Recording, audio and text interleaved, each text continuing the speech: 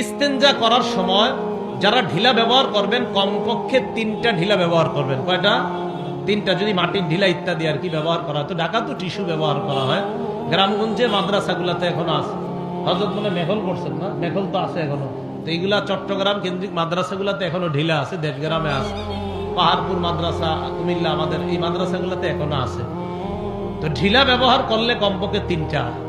আবু দাউদ শরীফের 7 নম্বর হাদিসে ওই যে হযরত সালমান ফার্সি বলেছেন, নবীজি আমাদেরকে নিষেধ করেছেন আন্নাস্তানজিয়া বিআকাল্লা মিন সালাসাতি আহজার, 3টা পাথরের কম যেন আমরা না নেই, 3টার বেশি যেন নেই। তাহলে ঢিলা কমপক্ষে 3টা, এর চেয়ে বেশি হওয়া যায়। যারা ঢিলা নিবেন ওই সুন্নাহ যদি কেউ আদায় করতে পারেন করবেন।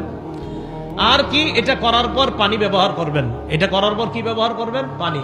সূরা তওবার 108 নম্বর আয়াত যখন নাজিল হয়েছে, এই আয়াতের অনুবাদটা আগে শোনেন, এরপরে ঘটনাটা শোনাই।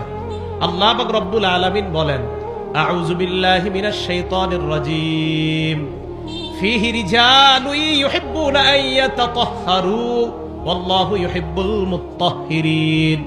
আল্লাহ পাক কোরআনের মধ্যে জানায়া দেয়, অমুক এলাকায় মসজিদের মধ্যে একদল মুসল্লি আছে। এই মুসল্লিরা এমন যারা পবিত্রতা অর্জন করতে পছন্দ করে। আল্লাহ পবিত্রতা অর্জনকারীদেরকে ভালোবাসেন। সুবহানাল্লাহ। আল্লাহ পবিত্রতা অর্জনকারীদেরকে কি বাসেন? ভালো। এই জায়গায় অনুবাদটা, আল্লাহ বেশি পবিত্রতা অর্জনকারীদেরকে ভালোবাসে। বলেন কি বলছি? বেশি বেশি পবিত্রতা অর্জনকারীদেরকে ভালোবাসে। এই আয়াত নাজিল হওয়ার পর নবীজি গেছে কুবা এলাকায়, এলাকার নাম কুবা। এই কুবা এলাকায় যাওয়ার পর নবীজি কুবাবাসীদেরকে বললেন, তোমরা এমন কি আমল করো, কিভাবে পবিত্রতা অর্জন করো যে তোমাদের ব্যাপারে আল্লাহ কোরআনে আয়াত নাজিল করে দিছে। তখন তারা বললেন, ইয়া রাসূলুল্লাহ, আমরা ঢিলা ব্যবহার করার পর পানির মাধ্যমে ভালোভাবে পবিত্রতা অর্জন করে নেই। আল্লাহর নবী বললেন, তোমাদের এই পবিত্রতা ডাবল হওয়ার কারণে আল্লাহ তোমাদেরকে অধিক পবিত্রতা অর্জনকারী বলে কোরআনে আয়াত নাজিল করে দিলেন। তাহলে অধিক পবিত্রতা অর্জন করা।